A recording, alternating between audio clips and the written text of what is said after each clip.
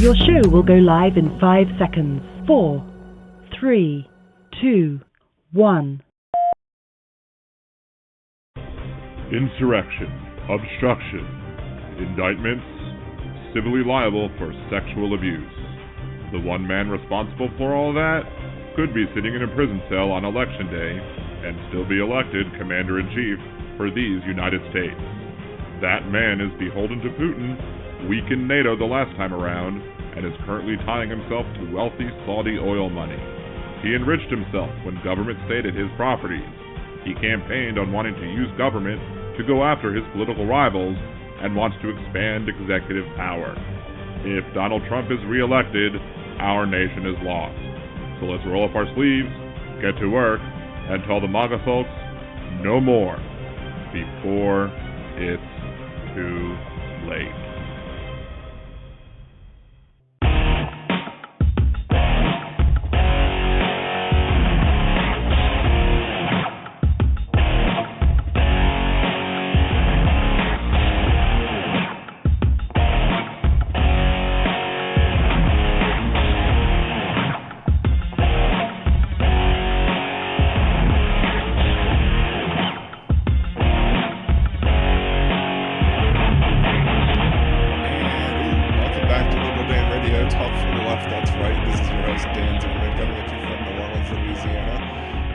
Conversation. It is area code 914-803-4131. That's 914-803-4131.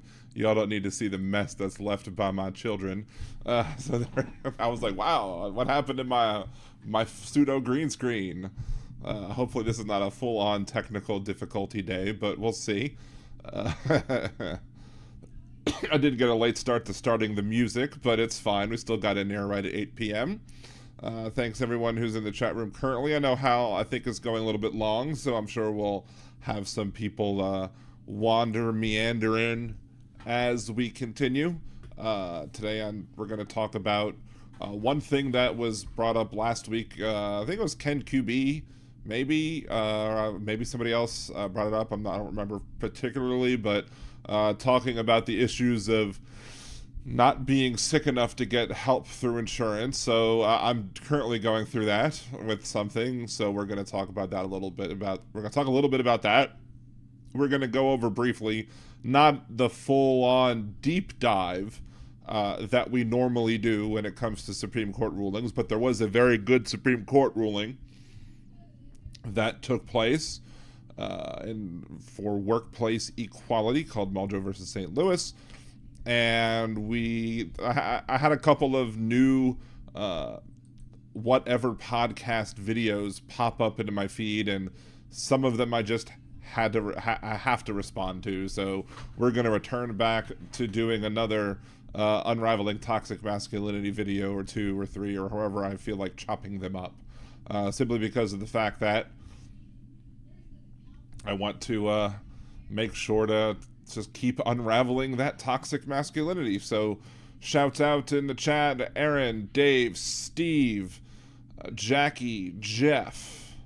I think that's so far everybody who said anything. Got 7 current viewers, 4 likes. Make sure to smash that like button. And then the patriarchy. Let's see. What else we got going on? Well, we waiting for the trickle to come on in.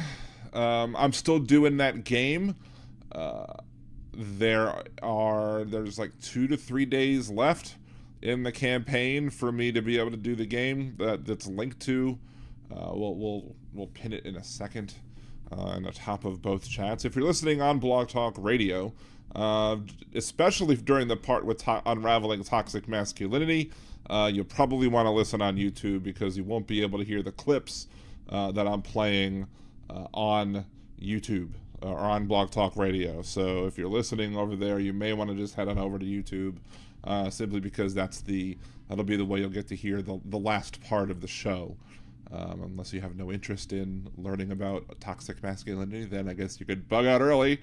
But everybody should be working to unravel toxic masculinity because it's whatchamacallit, a horrible thing to do. Jeff, we're not going to be talking about him. I'll just put it that way. it's between me and him, but that's it. I'll if we have to talk about it, we will, but I'm not sure we'll see Wes today. Let's see.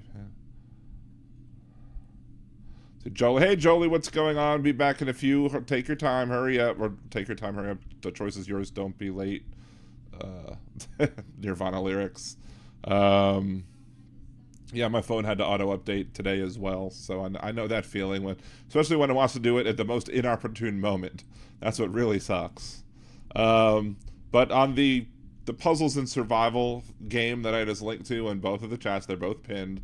Again, I took my wife's phone and I played with it, and I showed my kids that you could do everything you need to do to get it done in a half an hour for the first 2 parts, getting your headquarters to level 5 and then rally a zombie lair. In reality, in order to rally a zombie lair, you have to get to level 6 on your headquarters. And then there's also the $35 that I'll earn for a 5-star hero, and you can pay a package for $5. So if you put $5 towards this game, it gets me $35. So if you ever wanted to do like a $5 super chat, or spend 5 in bits, or even subscribe for a month on Nerdy Dan for a couple days, you get much more bang for your buck if you download the game and you do the $5 purchase to get yourself a 5-star person, and that gets me $35. So that's currently the best way financially you could help the channel. And that has 2 days and 7 hours left to complete, and I think I'm targeting a Star Trek based one. The next time when this is over with, I'll do the Star Trek one, and we'll probably keep doing these because it seems to be decent, especially, and if everybody jumped on, it would be a really great way to I could make if everybody jumped on and did it, I could get $1,000 every 10 days just by doing this, which would be very, very helpful considering all of the things going on in my life. Let's see. Can't wait. Oh, okay. Something about state. Let's see.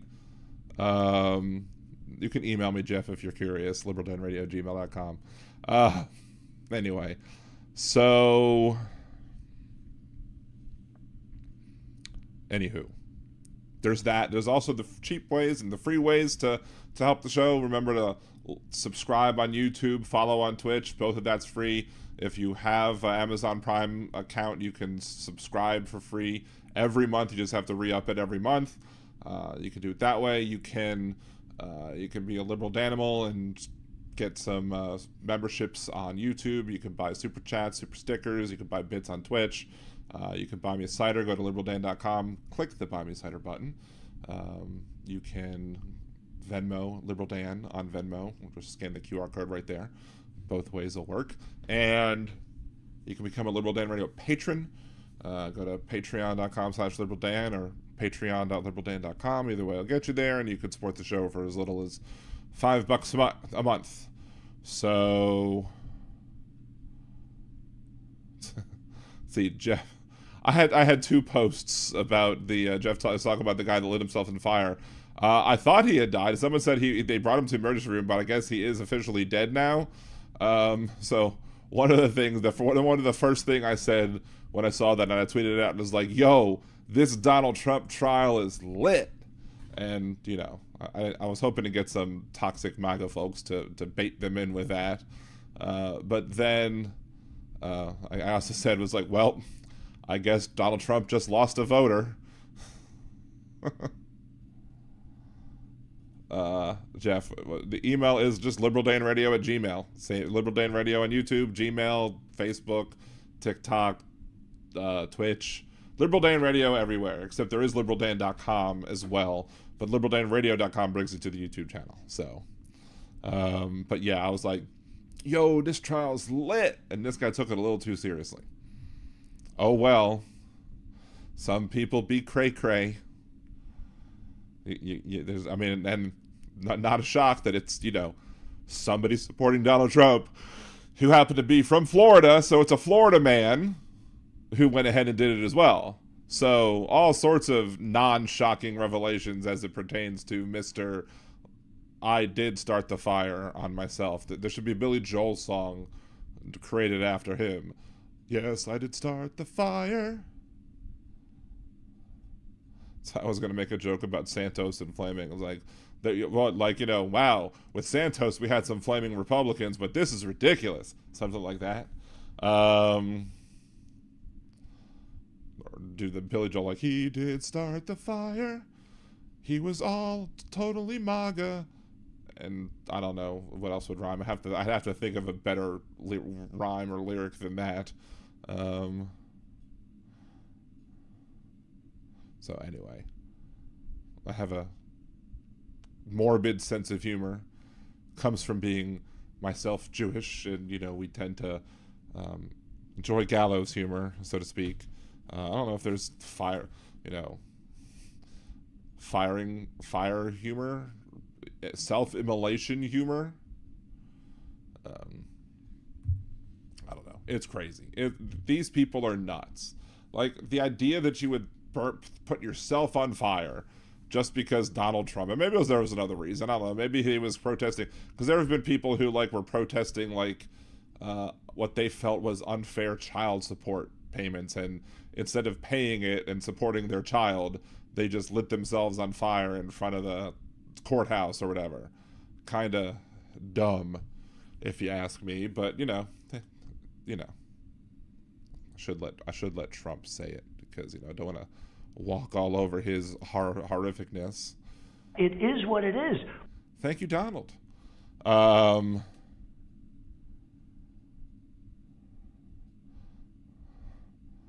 Leave that guy enough. He's had enough with sick burns. That's true, I guess.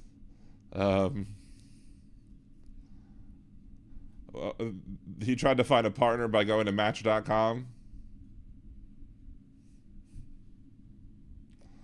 What other funny jokes could you say about it? I don't know. Maybe we'll think of a few as the show goes on. Something will come into my head. But I guarantee you the funniest joke I'll think of about the whole thing will come into my head right after the live stream is over with. So, I don't know why I'm so tired. I slept a little longer today. I don't know. I haven't been sleeping well. And we'll get to that in a second, too. Because, I'm just trying to bloviate and randomly talk about stuff for a few more minutes until some of the other folks get in once Hal's show is complete, so I don't have to repeat stuff for whatever people can watch live. I'd like to know, after he lit up cell phones, did he say to himself, this was a good idea? I don't know. Don't know what's in the head of the minds of the maggot and all the other crazies that are out there in support of Herr Donald, Comrade Trump, etc., etc., etc. So, all right, let's just go ahead and crack. What am I going through? Puberty again? Second puberty. I do have my older son's ringtone, who's 15, going to be 16. We just signed him up for driver's ed, and I'm like, ugh, I feel old. His rings, he was going through puberty. He was kind of cracking. I don't remember ever really having my voice crack during puberty. I don't think that ever happened for me. If it happened, maybe it happened once. It wasn't a very frequent thing. But he had a couple of cracks, and I'm sitting there like, this reminds me of the Brady Bunch song. So I went and downloaded the Brady Bunch song and made it into a ringtone.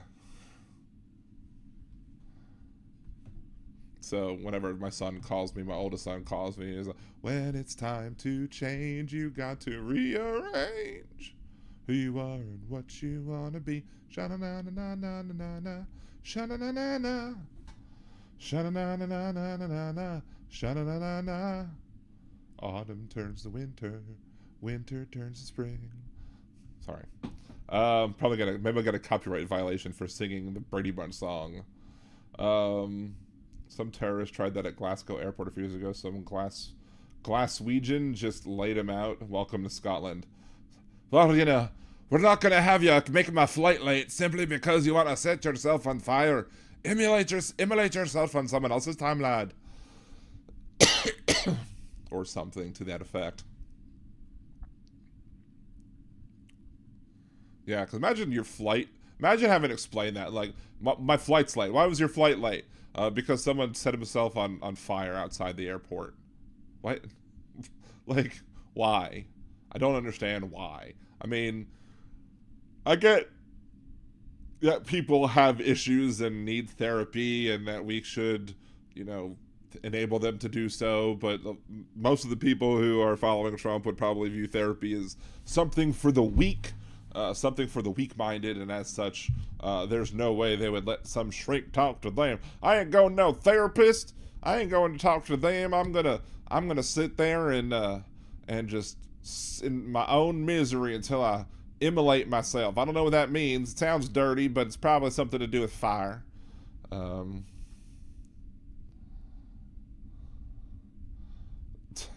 I poured way too much gas on a pile of trash to burn, blew me back about 10 feet. Wife saw it and thought it killed me. Then she laughed just as I think that would happen. I think my wife would be like, "Are you okay?" And then I'd be like, "Yeah, I'm fine." And then she'd start cracking up at me. But it might probably... Did you have, like, singed eyebrows, Jeff? When I was in Boy Scouts, we had a few pyros who would enjoy playing with fire a little bit too much. And I'm like, aren't you supposed to learn fire safety when you're in Scouts? Not how to burn the world down, but, It is what it is. Thank you, Donald. So, but let's talk about the first topic at hand, which is, I asked my son to bring me up a water, and apparently he's forgotten again to do it. We'll see. So, I had no eyebrows after. I'm sure you didn't. Hey Jad, what's going on? Good to see you.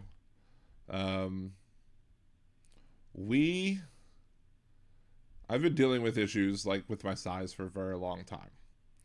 And I did a 3 hour, or I was probably about 2.5 hours worth of episode on living life as an obese person in this country. And I don't want to rehash all of the topics that I discussed on that show. There's a lot. And I highly recommend, if you want to go to my, I think I have a playlist called Very Special Episodes or whatever. And if you want to check that, there's the very special episode on being fat in America and being Jewish in America. Two of the things for which I could talk on. So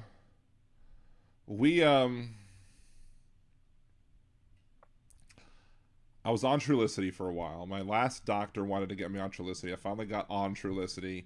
It was on my previous insurance when I had Medicaid, and they were covering it. And it helped me lose like 70 pounds. Like, it was nice. It was great that, it worked. I hit a plateau. And then all of a sudden, Healthy Blue, the Medicaid that I was on before I flipped to my work insurance, they were like, oh, we're not going to cover this anymore. And so they first tried Trulicity on my new insurance, but because I don't have a high A1C, they denied that. So then there's like things like Wegovy and Zepbound, all these other medications that are made specifically for weight loss and not for directly for A1C, although I'm sure it'll help A1C issues.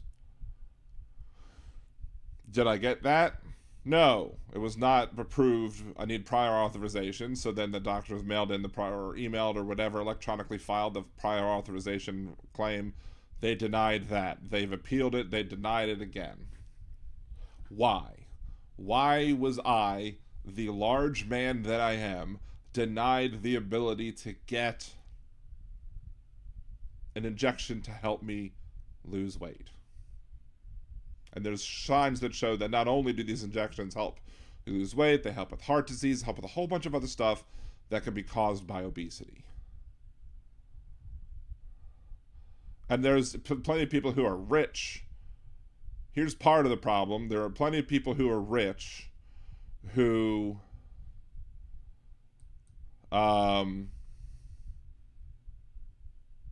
who were getting like the Ozempic. For a while, when I was still on Trulicity, I was having problems getting Trulicity because you had all of these doctors, when a shortage was happening with all these other medications, all these doctors were allowing their rich patients to get the medications. And hold on a second, let me just shut this off real quick. Thank you, appreciate it. I got my water. So all the doctors were allowing their rich patients to get the prescriptions for Ozempic, so all the people that could afford it out of pocket were paying for it out of pocket. And so all the people that needed Ozempic, because they were actually legitimately ill and needed the help, had to go get other forms, like Trulicity. So now everybody with Trulicity was dealing with shortages. So I had a fat man rant about that too.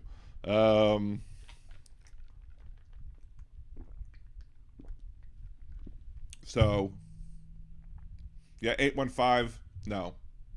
Sorry.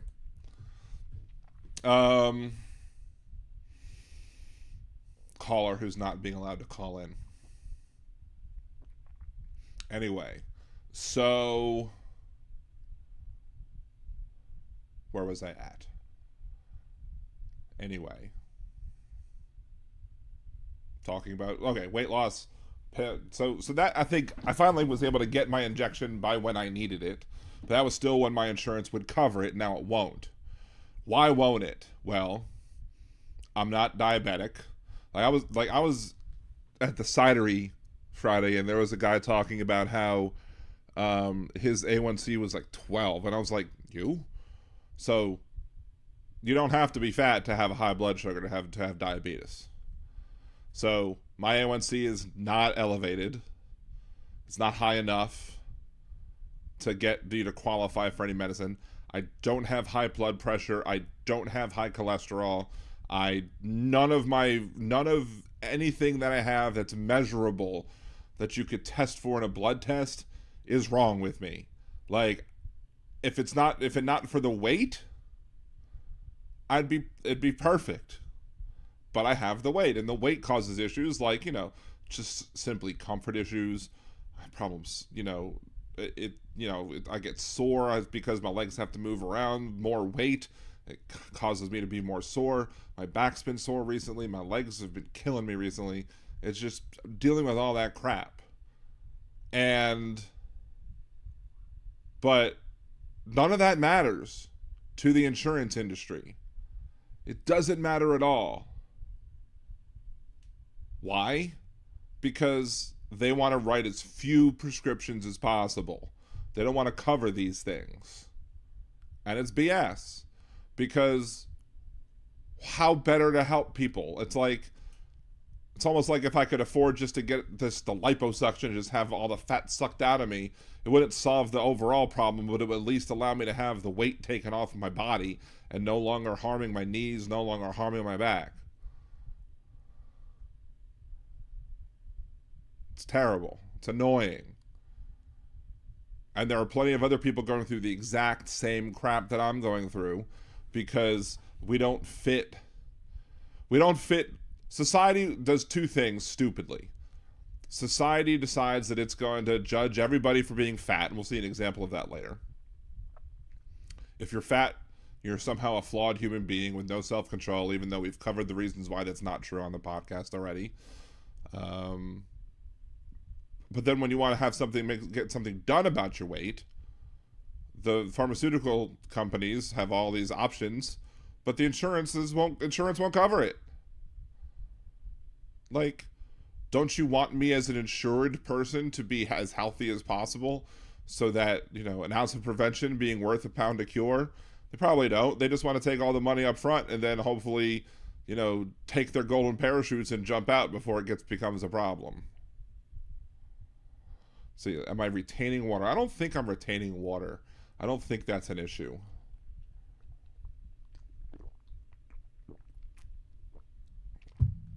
So Jeff, doctor told me I had high cholesterol. I said, well, crap, I just changed my deep fryer to lard. Still have it too. I've heard about intermittent fasting. I've heard about a whole bunch of other stuff. Like, maybe, but it's tough. There's many, many reasons why, just simply dieting isn't the answer. And dieting and moving around doesn't help. Why? Because if it hurts to move around, how do I move around? If I can't handle a walk for more than, a little bit around Costco when I go shopping, if I have to take a break in the middle of doing other things whilst I'm walking around, if I can't walk around Disney World without a scooter, without overly exerting myself, getting too sweaty, etc., how am I supposed to move around enough exercise-wise to be able to get that weight lost? I'm not retaining water, P-Dubs. I just did your test. So, yep, Marie, exactly. That's what happens when healthcare is a commodity. And some of the pharmaceutical companies probably help make it worse. Because we talked about this part before. The scheme that they thought of it. They'll charge you $3,000 per month for a shot. And then they'll have a co-payment assistance plan that cuts the price of the shot a bunch. And then, so it counts as you paying the entire amount towards your deductibles and your co-insurances or whatever, but it doesn't, you don't have to pay it. Like you're not paying the whole amount. So you're hitting your out-of-pocket real quickly, which means everything else is covered more cheaply. So it probably harms the insurance industry some, but I mean, don't hate the player, hate the game when it comes to using these co-payment assistance plans, because the co-payment assistance plans are helping you to pay for these things that are expensive. Now, maybe they shouldn't be expensive. If you can afford to do a co-payment assistance plan, why not just sell your drugs for cheaper?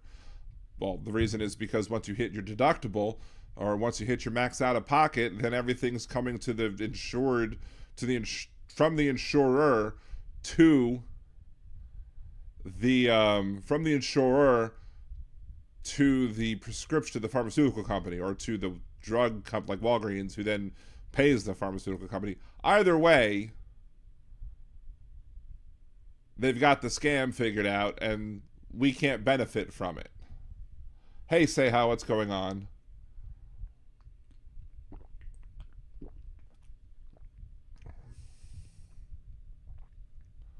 Let's see. The only thing you got to do with intermittent fasting is only water or unsweet tea or black coffee for 16 hours a day. And then for the other 8, do whatever you want.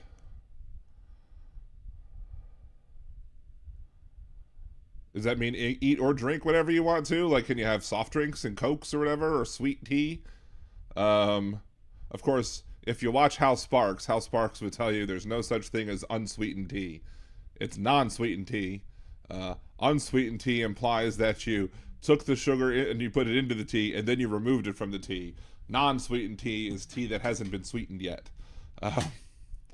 That was one of the things that I used to make Hal laugh on the first time that he called into the show.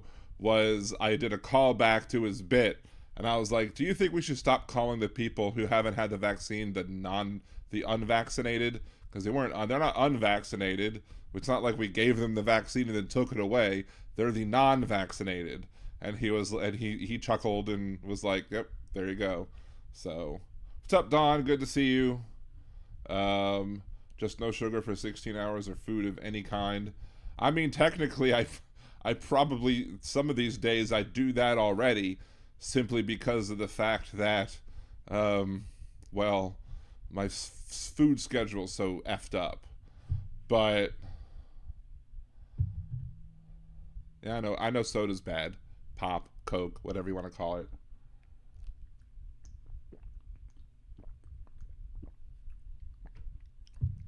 How much water do you drink during that time? And can the tea have things in it like artificial sweeteners, or does it have to be plain old, make you want to see your ancestors and die type of non-sweet tea? So,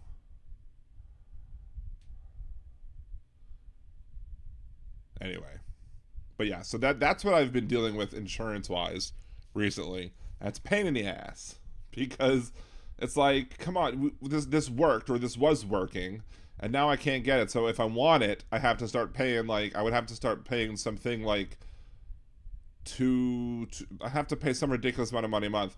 Furthermore, there's like, you know how they have these things where you see like Hims or Row or lots of other online like stores that will sell you prescriptions like Viagra and Cialis or whatever. They have similar things for what the official name of Ozempic or Wegovy is, like semleptitude or whatever it's called. I don't know. I'm not looking at it in front of me. I'm just trying to semleptitude, or I'm pronouncing it completely wrong and I don't care. But whatever, they put the official. They don't put the name, the brand name. They put the official name of the drug. Well, I looked into that too just to see. Guess what state are those not allowed in? Louisiana. Louisiana is the state where you're not allowed to do that. With all of the crap that's going on in the Louisiana legislature, and all of the ways that they're trying to do things for freedom,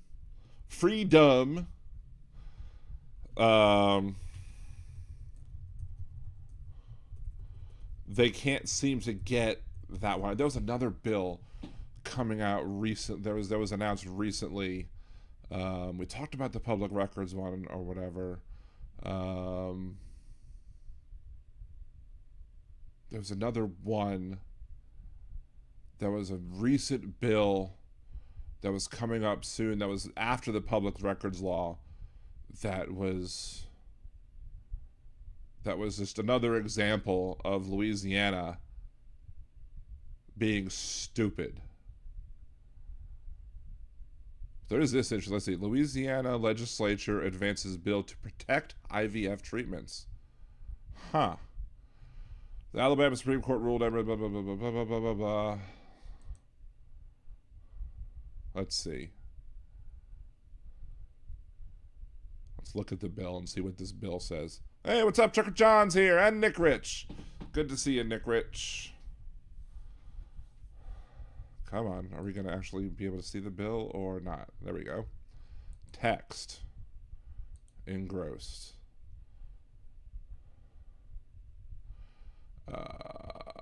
To amend RS 9121-133 relative to in vitro fertilization to provide a definition and classification to establish viability of an in vitro fertilized human ovum, to provide qualifications, to provide immunity from civil liability and criminal prosecution, blah, blah, blah, blah, blah. Human embryo definition. Notwithstanding any other law to the contrary, and for the purpose of this chapter, human embryo means fertilized human ovum that is biological human being with certain rights guaranteed by law, composed of one or more living human cells and genetic material. In vitro fertilized human embryo means a human embryo created through the in vitro fertilization process. An in vitro human embryo is deemed non-viable when it fails to continue to develop after the first 36 hours from fertilization, except when the embryo is in the state of cryopreservation. The use of human embryo fertilized in vitro is solely for the support and contribution of the complete development of human into utero implantation. No in vitro fertilized human embryo will be farmed or cultured solely for research purposes. The sale of human ovum, fertilized human ovum, or human embryo is expressly prohibited. That's current law.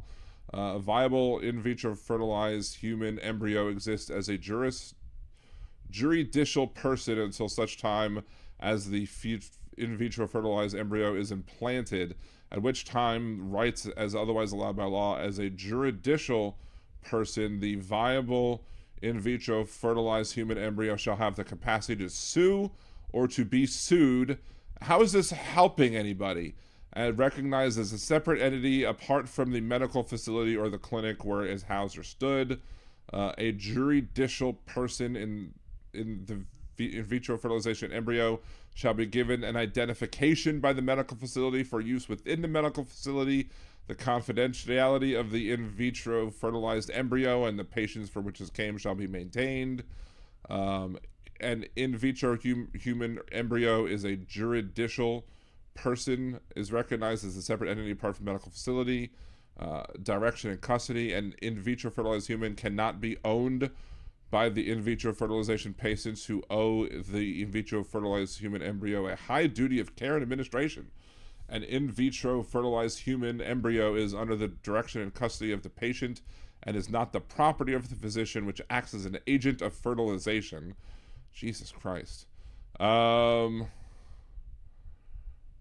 see. American Society for Reproductive Medicine and the American College of Obstetricians and Gynecologists, as evidenced by double board certification or eligibility by the American Board of Obstetrics, shall cause the in vitro fertilization of a human ovum to occur. No person shall engage in the in vitro fertilization procedures unless qualified by this section. Duties of donors, blah, blah, blah, judicial standard. Disputes arising parties regarding the in vitro fertilized embryo. Dispute shall be resolved in accordance with the terms and provisions of the in vitro fertilization agreement by the patients. If none such exist, the dispute shall be determined by a court of competent jurisdiction.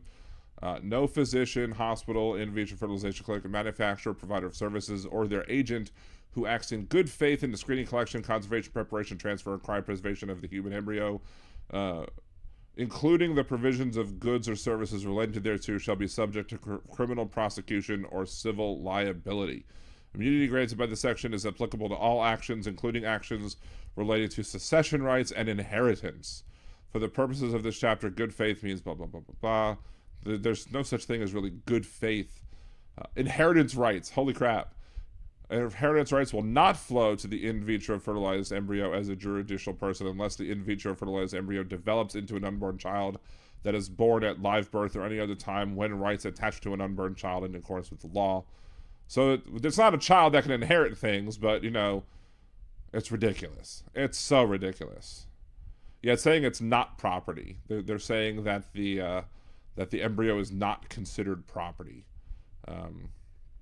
Which I guess is the argument that is made by people who think that you should be able to just, you know, toss the remaining embryos in the dish, which is reasonable if you're no longer going to use them. Pretty much mimics what happens in the plenty of regular fertilized embryos are discarded every damn day. But they don't want to understand that. They don't like science or don't know much about history, don't know much biology. So yeah. So when are you leaving Louisiana? Not any time yet. I mean, simply because the fact that if we all just left the areas where, you know, we can fight, you know, that just lets the bad guys win. And, well, I mean, honestly, at this point, there's nothing that's a threat at this to our children or to us unless, you know, Nazis come.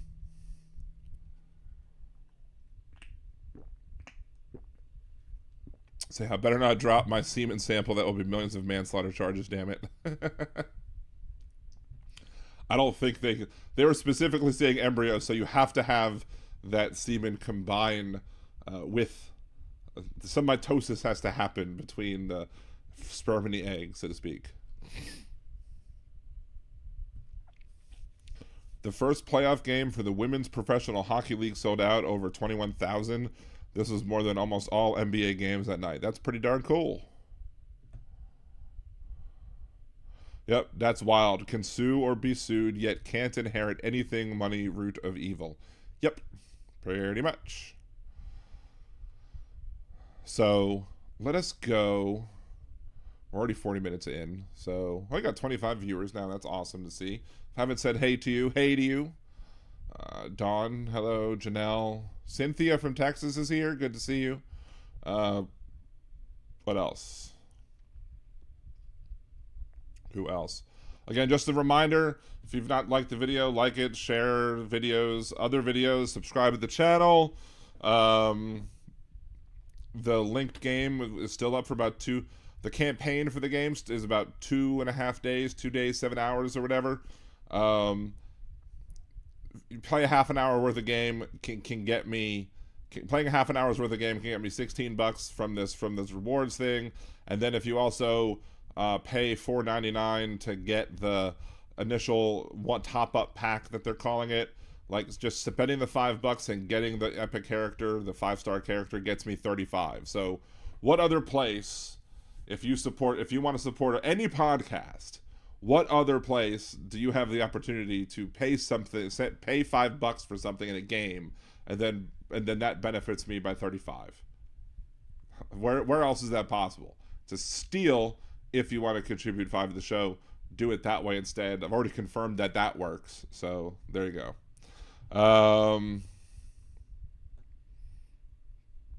Anyway, let's go ahead and let me bring down. And if you're listening on Blog Talk Radio, you won't be able to see anything in particular when it comes to. Do you want to see the annotations? I don't know. We'll briefly go over what the ACLU site says, or maybe we'll look at some of the wording on the ruling. But we're not going to do a deep dive like we've done another one, because usually we do deep dives into the controversial ones. This one is actually, they got it right.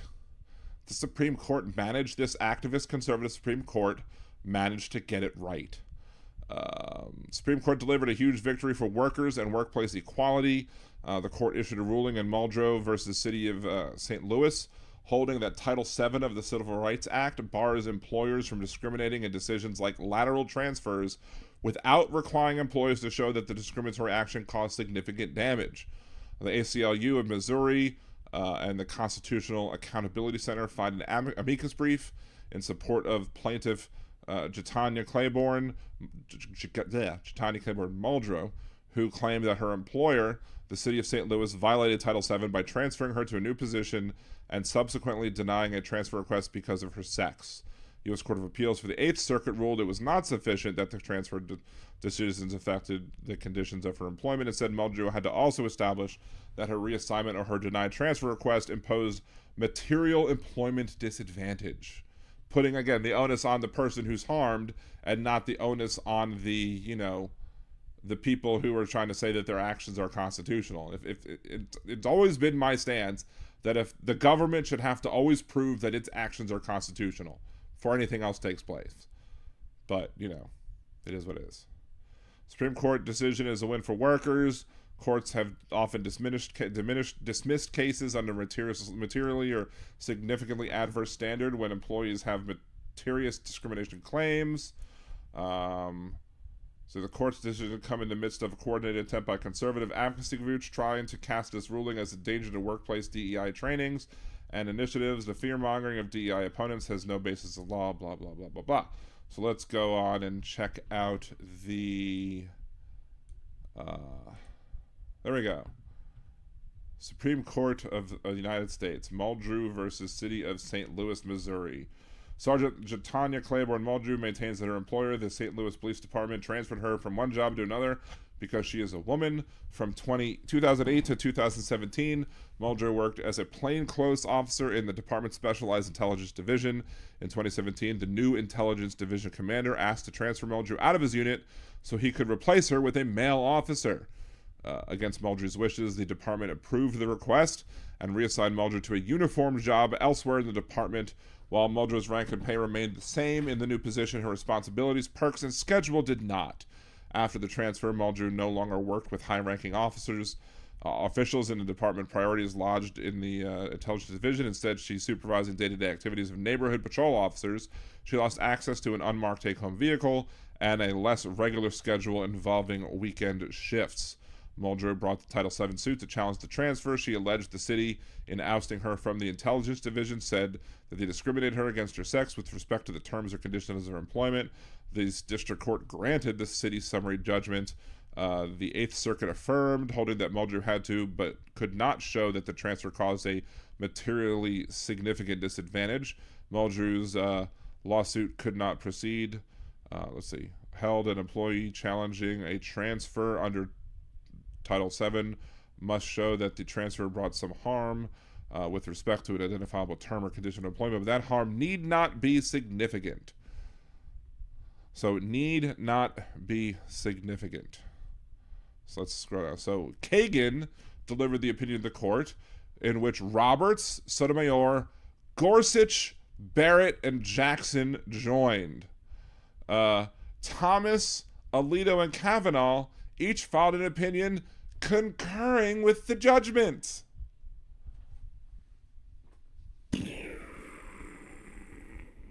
My mind has officially blown that it was a 9-0 decision in support of employee rights.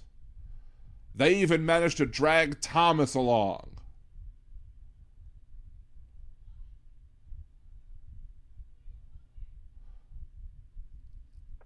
So let's see. Justice Kagan delivered the opinion to the court. Muldrow maintains her employer ordered the police department to transfer her from one job to another because she's a woman. She sued. The courts below rejected the claim that the transfer did not cause Muldrow a significant employment disadvantage.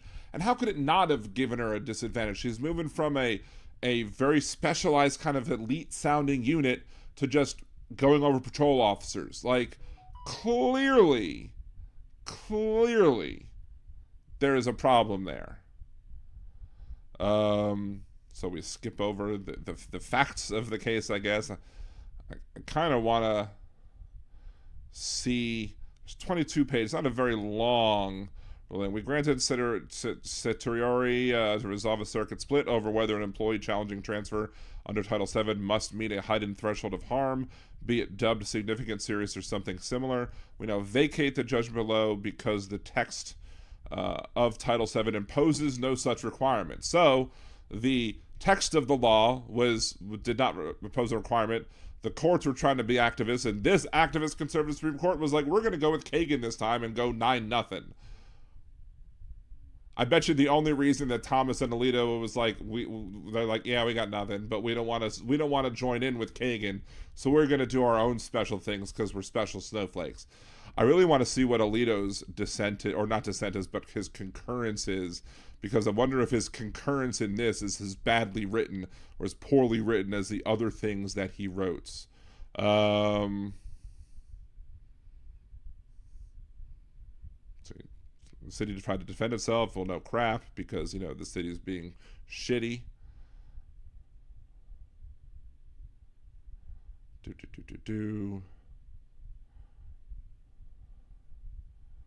Supreme Court. Justice Thomas occurring. I agree with Justice Alito that the courts of appeal all appear to articulate the same principle. Slightly varying verbal formulations. A plaintiff bringing a claim under 42 must show harm that is more than trifling, and there is little practical difference between that principle and the court's holding that an employee must show some harm. I'm not convinced, however, that the court accurately characterizes the Eighth Circuit decision. I do not read the Eighth Circuit to have necessarily imposed a heightened harm requirement in the form of significance test. Eighth Circuit, so he's basically disagreeing with how things were read, but he's not the concurrence that I'm interested in. The concurrence I'm interested in is Justice Alito. Justice Alito concurring with the judgment. I agree with the judgment in this case, assuming without deciding that all of the facts mentioned by the court are relevant and properly presented. Petitioners altered the terms or conditions of her employment, and therefore she can prevail if she can prove that she was transferred because of her sex. I do not join the court's unhelpful opinion. Hello, pot calling the kettle black there, he does not join the court's unhelpful opinion. Like, why? Because they were trying to be like you? For decades, dozens of lower courts judges with a wealth of experience handling Title VII cases have held that not every unwanted employment experience affects an employee's terms or conditions of employment. The lower courts have used various verbal formulations to express this point, and the court, dubious about the words they have selected, granted review to provide guidance. Now, after briefing and argument, that guidance is as follows. Title VII plaintiffs must show that the event that they challenge constituted a harm or injury, but that the event need not be significant or substantial. I have no idea what this means. Of course you don't, because you're an idiot, Justice Alito. And I have no idea how you made it onto the court.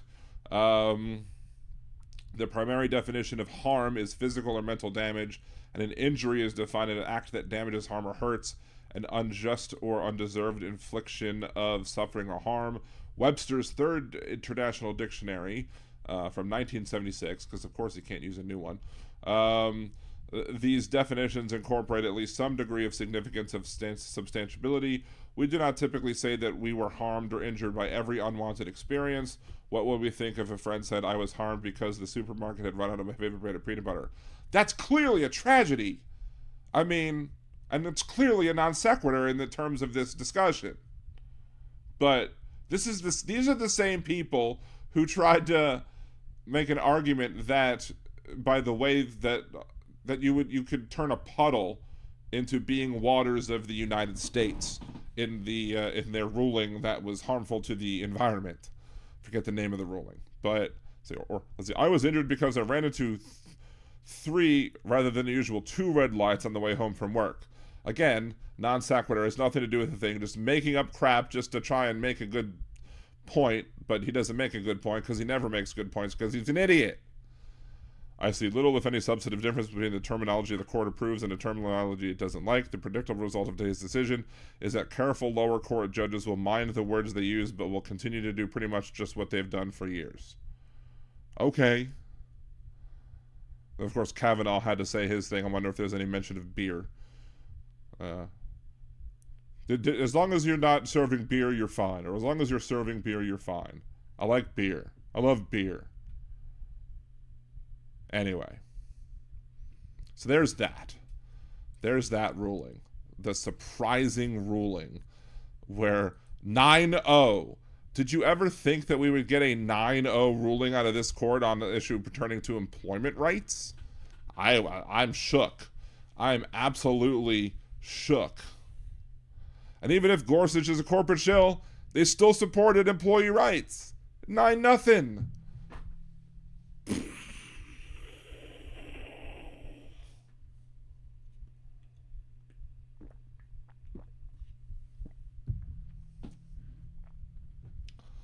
Wait, who's talking about the HNIC? What? Why are you bringing that up? I don't know. It's weird. So there was that story. There was that case. And again, see, on Stormy Monday, R.I.P. Rip Van Stinkle woke up in criminal court with a pecker leak. Hilarious. What else? Willie Nelson left $60 billion in military aid for Ukraine under the 420 tree. Nice. To all the girls, to all the joints I smoked before.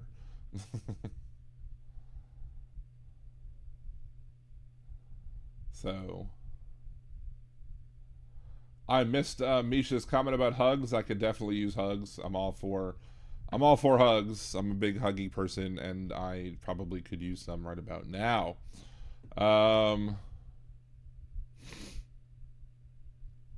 Hockey night in Canada is HNIC. Oh my god. I was about to say, what does it mean up there? Do I want to know? Hockey night in Canada. Wow. We'll learn something new every day, I suppose. Whoo-wee.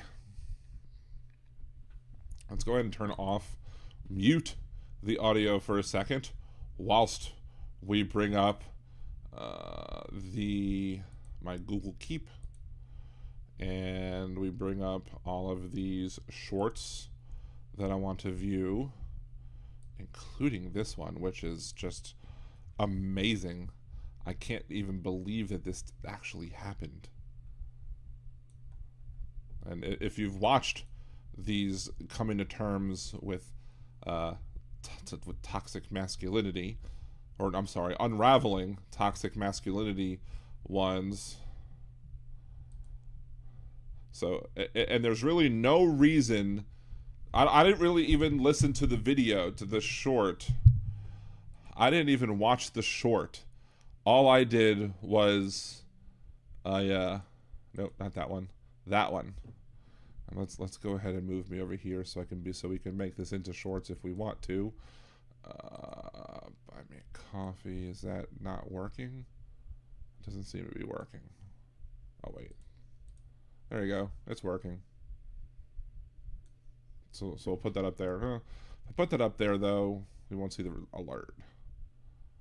So I'll just put it up there, and then you'll see the alert if you want to. All right, there we are. So here is the reason why I am sharing. Anyway, actually, I guess let's do an intro. For anybody who hasn't seen him yet, I have a video series called Unraveling Toxic Masculinity. We do deep dives into the trash that is these MGTOW podcasts, red pill type folks.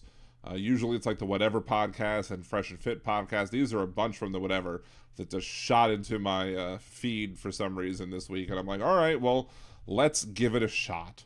let's watch these and see what they have to say. So first and foremost, let's watch this one from the Whatever podcast, and there's a specific reason why I wanted to bring this one up. So again, I'm coming to terms with, I'm sorry, I keep wanting to say coming to terms with activists. That's the wrong playlist. This is another video in my Unraveling Toxic Masculinity series. We have this one. The only reason I wanted to bring this one up is for one reason specifically. I don't even know if, I'm sure what they're talking about is toxic, but I don't even, like, that wasn't even the point for this one. The point of this video is this. I don't really believe in marriage anymore. You don't believe in marriage? Why not? What aspect of marriage? All right. Did you just see who asked, I don't believe in marriage? It's the one with the weird helmet. The one with the weird helmet actually speaks in this episode. What? They actually got her to talk instead of just sitting back. And this is not the sex doll from the back. This is somebody completely different. But the fact that they got the one with the weird hat to talk, I'm shook. Now, maybe I just don't watch them enough to be able to actually, see. Maybe she talks all the time and just doesn't make the clips that I'm shown on my YouTube feed, but I'm just shook that she's talking. So much love I think that I could possibly give that I just don't see myself just being with one person anymore. So Don't you think want you could channel all that love into one person and make a beautiful relationship out of it? I just But why do you have to if that's not what you want to do? Society has these standards that don't fit everybody. If you want to channel all of your love into a beautiful monogamous relationship, by all means, do it. But that doesn't mean that this individual isn't valid for what she wants to do. And if she wants to give her love to multiple people, there's nothing wrong with that either. As long as everybody's consenting, as long as everybody's, knowing what's going on, there's no reason why she shouldn't be able to enjoy her life in the way that she seems that she wants to do it. Now, most of these people are conservatives on here. Wouldn't the conservative worldview be let you do what people who of consenting adults do what they want to do? Like, if you're a consenting adult, you should be able to do whatever it is you want to do. But that's typically not it when it comes to issues of sex and morality or whatever. So there's that one. That's the first one I wanted to show. Now, there's two in a row that I have to show here because I did watch most of these short clips and I wanted to basically go into both of them, but you need one after the other.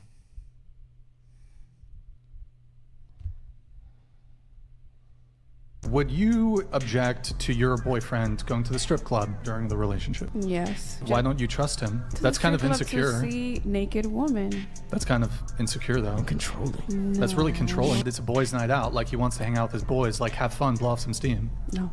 I'd say as long as he's gonna stay loyal and he's not.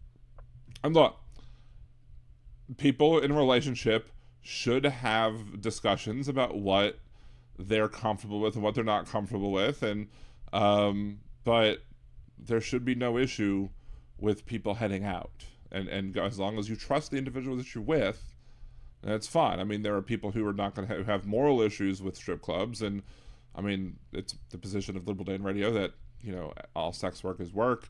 As long as people are consenting and not being abused, then they should do whatever it is that what they wish to do. And if people want to go to strip clubs, go to strip clubs. If you don't want to go to strip clubs, don't go to strip clubs, and don't force other people to not. If you can't handle it, let that known at the beginning. Not actually gonna do anything, I'd be fine with it. Or just regular clubs even. Okay. You'd be cool with him going to the strip club? As being a retired stripper, I think it would be okay because when I danced, the last thing I wanted to do was be with those guys. Some of you might object to your boyfriend going to the strip club. The reality is, his chances with the female strippers is pretty much close to infinity, whereas when wouldn't the chances be close to zero is what you're trying to say? Or maybe you're trying to say infinitesimal? Not that is close to infinity, but it's infinitesimal. you guys go out to bars and clubs, if you were so inclined to cheat, 90% of the dudes in the club would f you. Would you? This is what this gets down to, is that this was never about whether or not these guys should be able to go out. This is about the false idea that women control sex. Women are the barriers to entry to the sexual marketplace. The only reason that's true is because men are, as I've said before, sluts when it comes to they're throwing themselves at everybody's possible in the hopes that somebody might say yes. So if you're not giving people the opportunity to come flirt with you, to come be with you and whatever, then yeah, women are going to be the ones that are arbiters of sex. And the thing is that, yeah, I'm sure that if you go out and if you want to cheat, that it may very well be easier for a woman to do it than a man to do it, all other things being equal. Because the woman is going to have constant barrages of men trying to throw their penises at them. But, you should still trust the person that you're with, your partner, that they're going to follow the terms of your relationship. I guess Brian destroys hypocritical feminists. No, he doesn't. He doesn't destroy hypocritical feminists at all. In fact, he's just making the same old, boring, tired argument.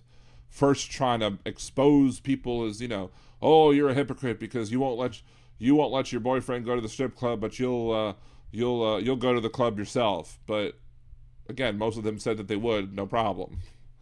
So that kind of backfired in his face. But here's the second part of this video that I found. What is wrong with going to the club? I'm genuinely curious to know. I mean, there's a whole bunch of concerns like stuff getting put into drinks. Right. Guys, constantly. All right. Stuff getting put into drinks. The stuff getting put into drinks are the fault of the people that are putting stuff into the drinks. They are not the fault of the person whose drink got something put into. So they're already starting off with this toxic idea that it is if somebody gets roofed or whatever, that they're somehow to blame. No, it's the person administering the Rohypnol is the problem. It's not the problem of the individual. Now, if somebody gets roofed, it becomes a problem to them, but it is not the fault of the individual who went out because somebody acted poorly. Constantly approaching you all night. And we talking about from the context of you're in a relationship. If you're in a relationship, it uneases us. That's because you have no self-esteem. You really have no self-esteem. You don't believe in yourself. You don't trust yourself.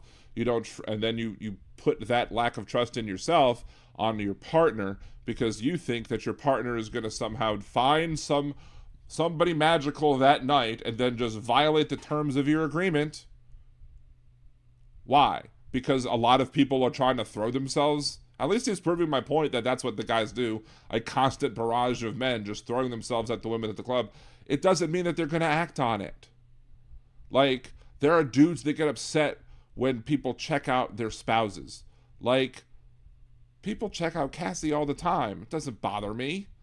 Like, go ahead, take a look. See who made a bad decision in marrying me. But no, it's absurd that these people just can't grasp these simple concepts of how to have an adult relationship. These people are like high schoolers trying to navigate their way through life. Because you go out, whether you with your girlfriends, doing whatever, having fun, you have no intentions of getting laid or anything like that, cheating, those things can still happen. Right, and if somebody gives you Rohypnol and then takes advantage of them, that's rape, and it's not the fault of your partner. And to hold it against your partner is kind of BS, is definitely BS. And otherwise, if you trust your partner, you should be able to trust your partner to go hang out and do things with their friends without having to watch over them or whatever. You should be able to trust that they're not going to violate the terms of your relationship agreement. And if you don't, then maybe you should leave. Because it's not their fault that you have insecurities. Things that I can't say can still happen. And then if I told you I don't want you doing that, and one of those, if I told you don't do that, they'd be like, psh, get to stepping. Things happens to transpire. How are you going to explain that to me? If I told what? Okay, well, I mean, if if I was dating somebody or married to somebody and they came home and said I was out to drink, I went out with my girls, we got drunk, somebody unfortunately put a drug in my drink and took advantage of the situation, I would be there for my partner. Like, I would hope that they would come to me and tell me that, and then I would be there for my partner as we work our way through it. Wouldn't blame her for going to the club. Also, wouldn't prevent her from going to the club, because it's not how I roll. I didn't want you to do it, and you do it, and something happens that comes back and puts our relationship in jeopardy. How is it putting your relationship in jeopardy if somebody violates your partner? Now, granted, if they cheat, sure, that's gonna put your relationship in jeopardy, but they don't have to go to the club to cheat. They could cheat anywhere. People will find ways to cheat. It happens. So you thinking that it's that by preventing your significant other from going to the club, that's going to prevent your partner from cheating? Your partner is going to, if your partner wants to cheat, your partner is going to find a way to cheat. Nature finds a way. How are you going to reconcile with me and that relationship? And that's essentially what it's about. It's minimizing the risk that anything harmful that could happen to you or our relationship, that's what it is. It's not just you. I mean, if you're concerned, if you have legitimate concerns about being, now granted, most sexual violations take place between people who know each other. It's not random stranger danger at the bar spiking drinks. Now granted, spiking drinks can happen, but you can be victimized by a spiked drink regardless of what your gender is. There are dudes who had their drink spiked and either were sexually violated or in some other way harmed or robbed or whatever. I was told when I was young that if I'm, when I was going off to college, that I should always watch my drink because you never know who might try and spike it with something. It's not just gendered advice. But the idea that you would try and lump that in with your partner cheating is just bizarre. Mitigating that risk. What is wrong with... So yeah, so there's that. So we're going to watch a couple other ones, but, as I do with everyone, if you agree or disagree, leave your comments below. Remember to like the video, subscribe to the channel, and have a good day. That's the first actual recording that I'm doing. We'll do a couple more recordings as well. Let's catch up with the chat. MAGA's running out of gas. Republican Freedom Caucus introduced new floor action response team. Is that...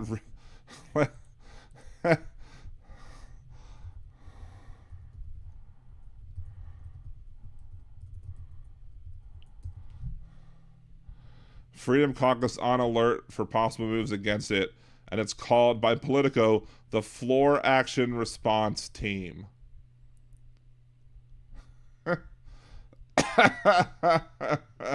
Wow, they are the fart. Who's on the fart? I want to know. Who's on the fart? I want to be able to see it. Freedom Caucus on alert for possible moves against it by GOP leaders. The Floor Action Response Team, shorthanded as FART, aims to guard against an unannounced request to pass resolutions that would limit the group's leverage.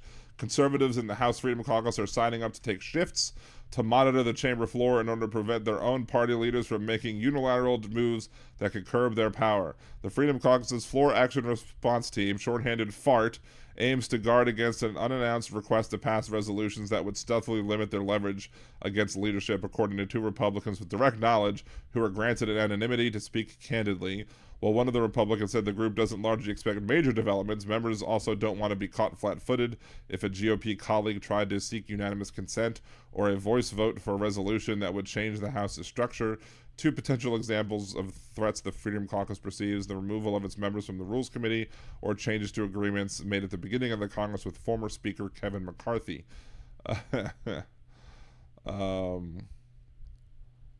Let's see.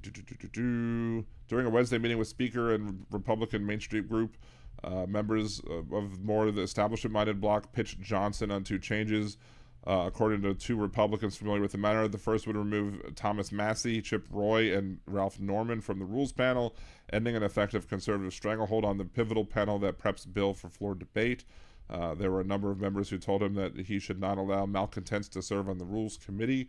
Second proposed change by Main Street members was to raise the threshold required for majority party members to force a vote on ousting the Speaker from its current number of 1.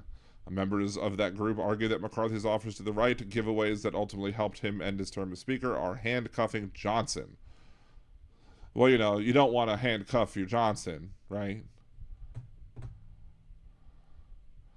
Let's see, Steve, it's because you know how much of the shit you are and what you would do and how much you trust your partner. Exactly.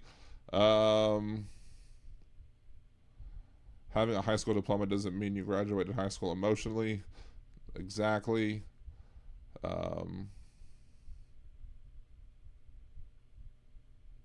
Thank you, Jolie, for sharing all of this, the ways to help the show. Like, subscribe, become a patron, buy me a cider, Venmo. Check out the puzzles and survival game. Download it, play it for about half an hour so you can get the 2 things you need to get. Then spend $5 and get me 35, which would result in a net of 40, 8, 16, 35, 51. That'll give me $51 if everyone did that. Up to 30 people. I got 2 days left. I don't know if there's time enough left to actually get the 5-star epic hero without paying any money, but I do know that some people have, including myself. When I bought my own 5-star hero, it happened and it was wonderful. So, committee to reappoint the president is on the fart group. That's just so fun. I don't know how I missed that. I don't know how I missed the Freedom Caucus fart team. All right, so we got the first 2 shorts together. Let's handle some more, shall we? What the hell is that? Delete. There we go. So I'll do it starting with another intro. No, we don't want that one. We want that one. We want that one. We are now back with another. Hello. I dropped my earpiece. We are now back with another. Actually, let's stop that recording and let me go pick up my earpiece real quick before I lose it. With all the trash that my kids leave on the floor, because you know.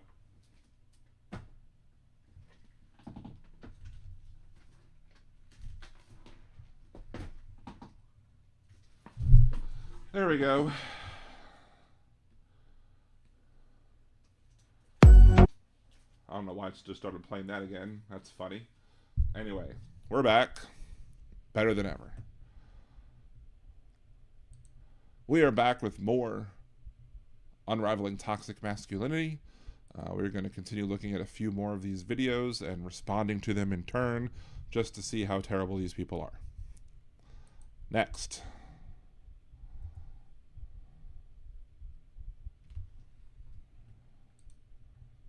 Women are far pickier when it comes to looks than men are. Y'all are way more picky and selective when it comes to looks than men. Well, I don't want an ugly. Are we? Are women really more pickier than men when it comes to things? I mean, no, because y'all are on here wanting 18-year-old virgins who are not fat, right? This is what they want. They want 18-year-old virgins who are not fat. Now, this one, we don't want an ugly baby. Well, I've seen some ugly couples with some cute babies. And I've seen some cute couples with ugly babies. So the idea that you somehow are going to avoid an ugly baby by marrying somebody that's, you know, attractive, well, that's a silly comment on her part. Let's just put it that way. So let's move on to see what else these geniuses have to say. Baby. Like, women are far more superficial too when it comes to looks. A lot of the things that you guys care about when it comes to looks are totally out of men's control. For example, height. Height. We've talked a little about this before.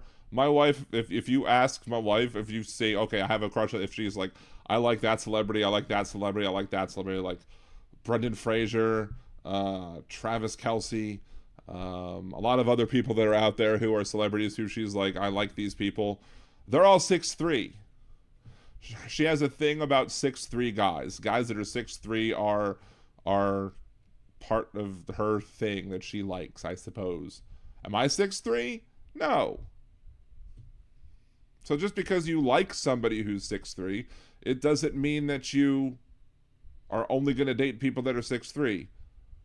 But when you're so obsessed like these guys are and make big deal out of everything, then they might just use it as an excuse. You're not 6'3", get away from me, just to not have to deal with your dumb asses. 100% out of men's control. And a lot of women here be sitting here wanting a guy who's 6 feet plus. You don't want... I said 6 feet plus. So I guess I make the cut because I'm 6 feet. But, you know, again, it's not a thing that's to cry about. Oh, I like guys that are tall. Okay, well, it's a lot of people that like guys that are tall end up not marrying guys that are as tall as they might have liked. It happens. A guy who's balding, most of you, especially if you're young. That's totally out of men's control. I don't want a guy that's balding. And then, well, first of all, you can go to the hair club for men. Second of all, y'all want 18-year-olds. Maybe if y'all dated your own age, or considered women who were, you know, out of college, maybe you might find some people who have no problem with thinning or receding hairlines or what have you. But just because, you know, there are people who are young tend to probably want younger looking people, because youthful people a lot of times are attracted to other youthful people. There's exceptions, sure, but if you're a youthful person, you're in college, you're trying to date around in college, you're probably not going to be looking at, you know, some older dude unless that's your thing. But if that's your thing, fine too, whatever, I don't care. But still. Oh, penis size, totally out of men's control. I mean, but your problem is these people are leading with the penis. So if you're throwing yourselves at women, at prospective partners, and treating it as if it's going to be a sexual-based relationship, then sure, they're going to care about penis size. But, I mean, most people eventually don't. Some very well might, and that's fine too, if that's what they want. But you don't have a right to their bodies. You don't have a right to have a relationship with them either. But y'all want a guy with a big... So y'all will judge men very harshly on things that are totally out of men's control. But the one thing that we judge women harshly on, weight, is 100% in your control. Women are... And here we go. This is the reason why I had this one specifically. Because earlier, we were talking about how weight isn't necessarily under people's control. Tonight, you know, there are medical blocks. People, like, there are rules in insurance that make it harder for people to get the help that they need to lose weight. But even then, it's not necessarily always in their control. People can have thyroid issues that could affect their weight. People can have other medical issues that block the weight. I've talked on this show about the fact that there is a high correlation between people who are victims of childhood abuse and people who are morbidly obese. You're more likely to be morbidly obese, I think doubly so, if you were abused as a child. So if your coping mechanisms as a child was to eat a bunch of candies and chocolate and sugar and blah, blah, blah, to deal with the pain that came with being abused, then I'm not going to blame such a person for being a victim of abuse. And you shouldn't either. But here you are. You care about weight, but weight is, again, not always in an individual's control. So I should just make you hypocrite of the week, but I don't know. Maybe you're not big enough to qualify for that. Which one were we at? Was it this one? Let's do the next one.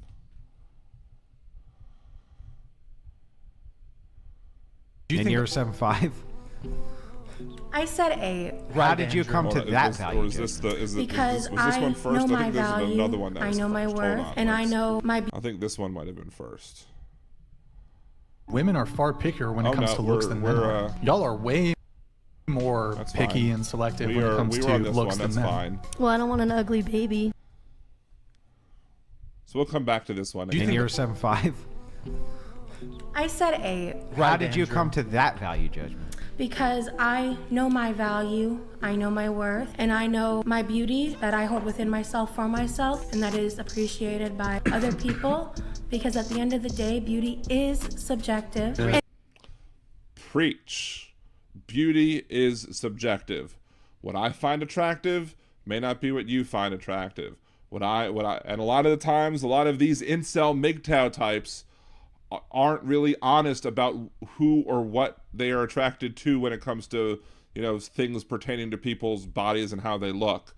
There are plenty of people who probably watch this podcast who will look at her and say, I'd hit it or whatever, and they would have no problem with her. There are plenty of people who don't take into consideration looks. There are people who are demisexual who have, you know, need a conversation, need a connection on a mental level to be able to click with somebody, and the physicality, the looks physically aren't going to matter as much. There are people who are not going to be attracted to this young woman, and that's every right for them to not be attracted to this individual or any other individual on the panel, because nobody should force you to be guilted into dating anybody. That being said, just don't be mean about it. Don't be cruel about it. If she feels that she's a beautiful young woman, then good, you're a beautiful young woman. Other people may disagree with you.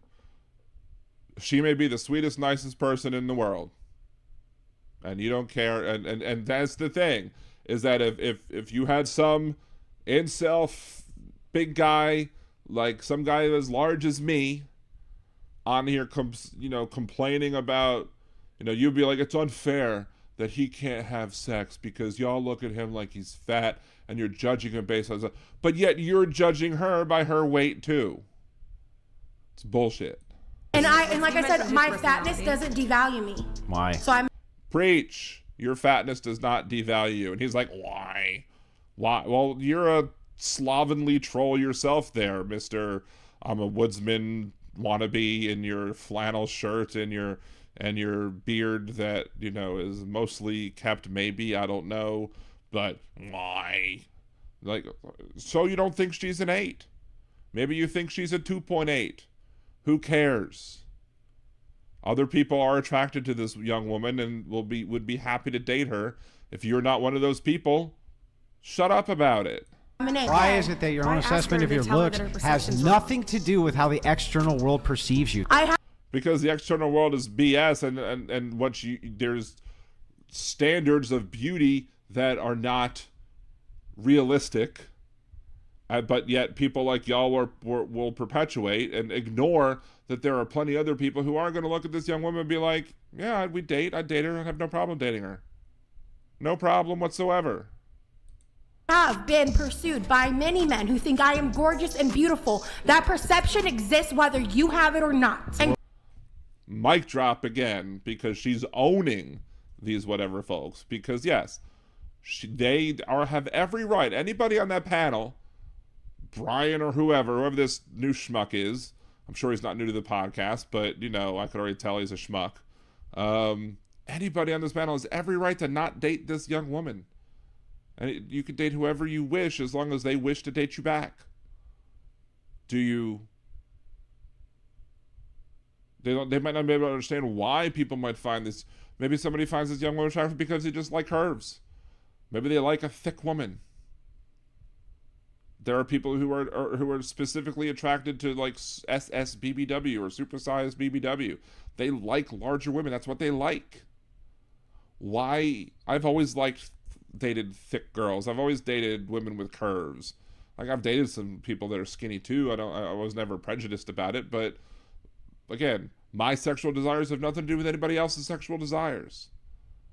But this guy can't handle it. Somehow harms these people for them to hear that somebody has a high self-esteem, and while they have to, because their high self-esteem breaks their worldview, this guy feels it's his responsibility to tear hers down. And that's what makes him a scumbag. So if you're rating people on personality, I'd give her a 10. I'd give him a -2.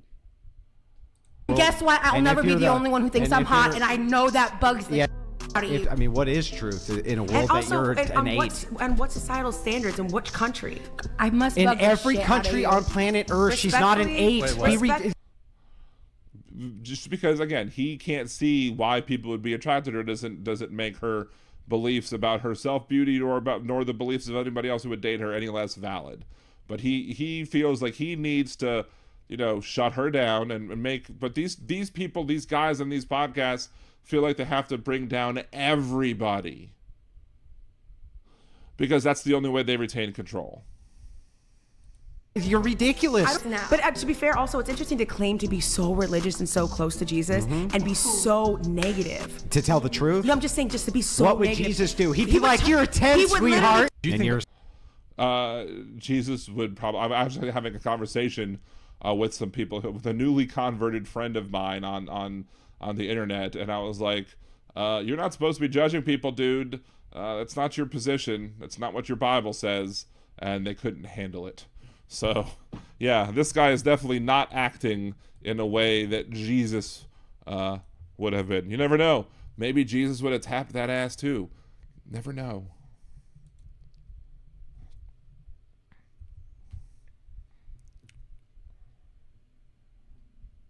But I think that regrets are necessary for us to move forward in life. You should look on some of the things you've done in life in a negative way for yourself. Some people might regret watching the whatever podcast after listening to this guy bloviate for minutes.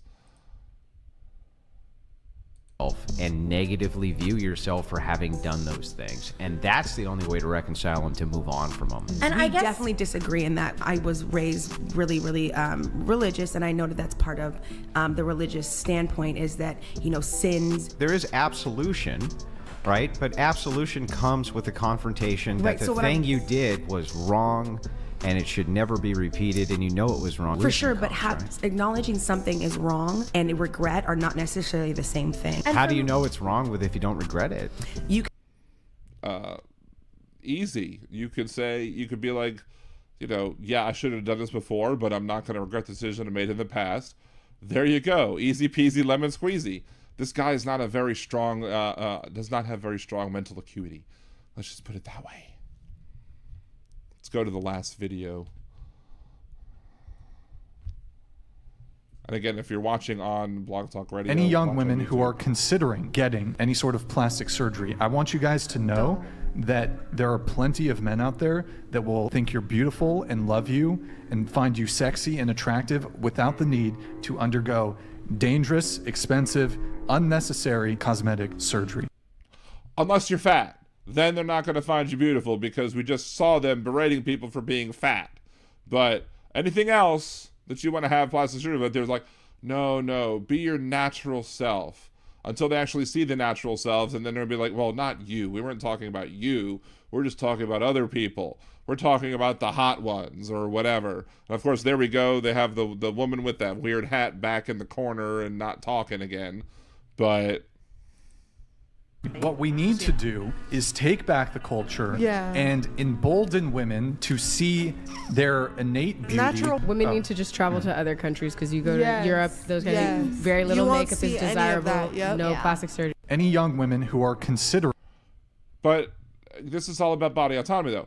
If somebody wants to have a procedure and they can afford the procedure, there's nothing wrong with them having the procedure either. Like...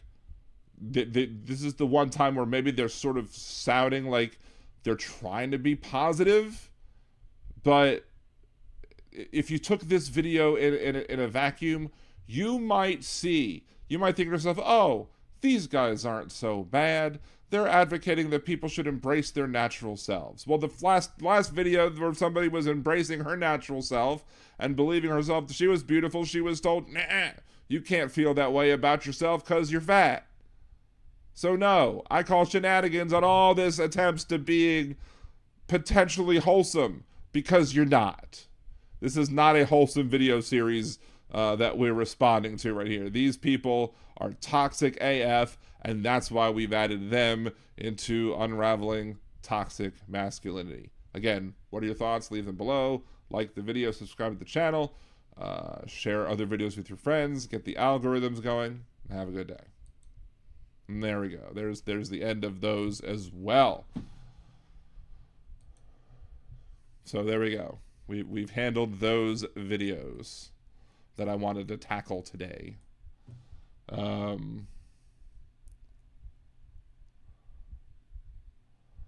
Let's see. Let's scroll back. Chris says certain medications cause weight gain. Yes. Aaron, weight is not 100% under our control. That's a myth. Yes, correct.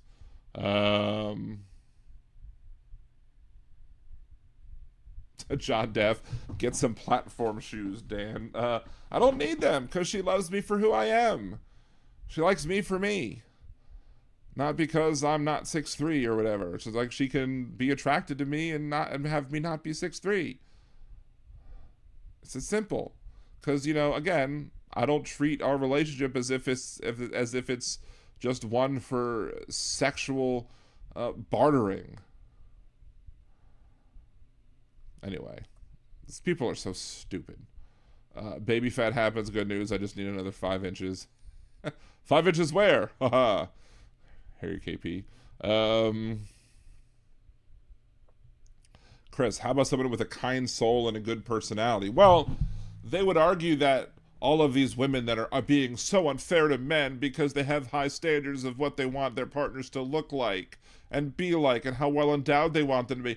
They're not giving these poor schlubs that watch our podcast and pay $100 per super chat or whatever, or Streamlabs tip or whatever it is. They're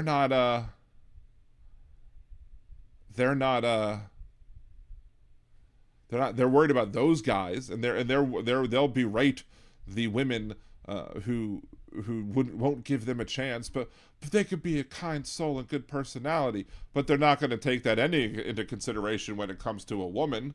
The woman has to be 18 to 20, a virgin, and hot. That's what they want. Even if they're 45, 50, 60, whatever old they might be. Who knows how old that last schmuck guy was? I don't know.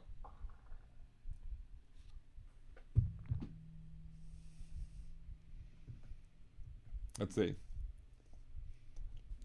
I think I said this is going to be yes, certain medications cause weight gain.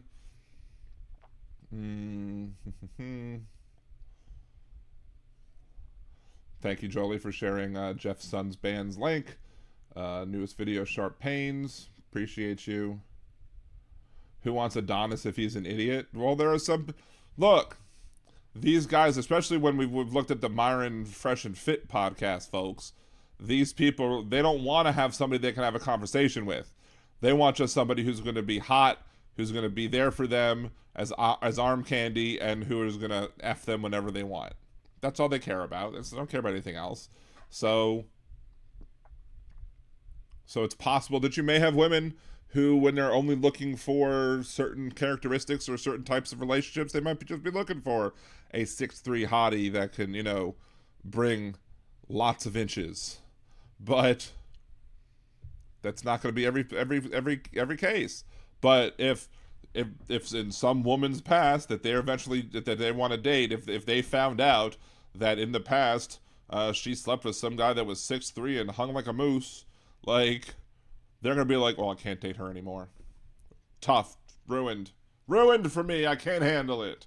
As we've seen with, was it Molly and the video that we covered with Molly, and they were showing off pictures of the guy that she was with in a porn video. They didn't show how big he was, but they showed how tall he was and how much larger of a body frame.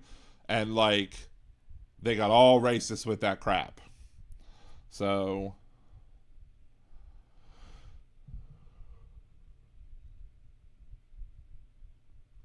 hot guys that iron. Anyway, so that's that. Let's flip back over to the Blog Talk Radio page and say, oh, nobody's waiting to call. Let's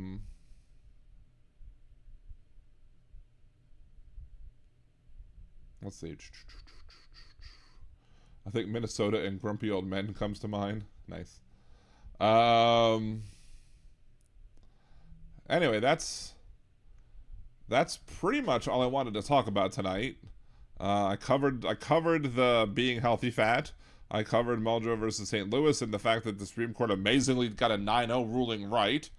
And we unraveled some toxic masculinity. And I need to, after the show's done, I'll have to cut those video up and upload them to YouTube so they can be available after the show or sometime tomorrow or whatever. But anywho, I think that's about it. So unless anybody else had anything else they wanted to discuss, debate, topic, or whatever, I'd be more than happy to keep it going. But as it stands right now, I think we're going to call it a day. Because, well, again, as I said, I've not been sleeping well. Probably has something to do with my weight and me being sore and just stressed and all the other crap. And I'm sure the recent loss in the family has a little bit to do with it as well. And the fact that I have other people in my family who are one particular person in my family specifically who's not being helpful at all either, and that's been problematic too, but that's an issue for another day. Hey, what's up, Midas? Kevin Anderson, what's going on? Or Midas? Is it Midas or Midas? I have a friend with the last name of Midas, so it's whatever. But you just popped in as we're about to leave, as we're about to head out. So that is the end of today's episode of Liberal Dan Radio, Talk from the Left. That's right. I'll be on tomorrow, nerdydan.com. Probably sometime between 7 and 8 p.m. is when I'll start. If you have any questions about how to do the game, but what to do in-game, come join me then if you want to help me with that, with the $5 purchase in the game and getting me $35 or plus 16 or whatever. That's the best way to help me right now. I'm doing pretty well with the campaign. Actually, we're doing really well if everybody in the chat right now downloaded the game, played about a half an hour, and then bought the $5 pack. But if you can't afford it, that's fine too. That's cool anyway. Anyway, if I don't see you tomorrow on Nerdy Dan, I'll see you Wednesday, 8 p.m. Central, here on LiberalDanRadio.com. This is Dan Zimmerman with Liberal Dan Radio. Talk from the left. That's right.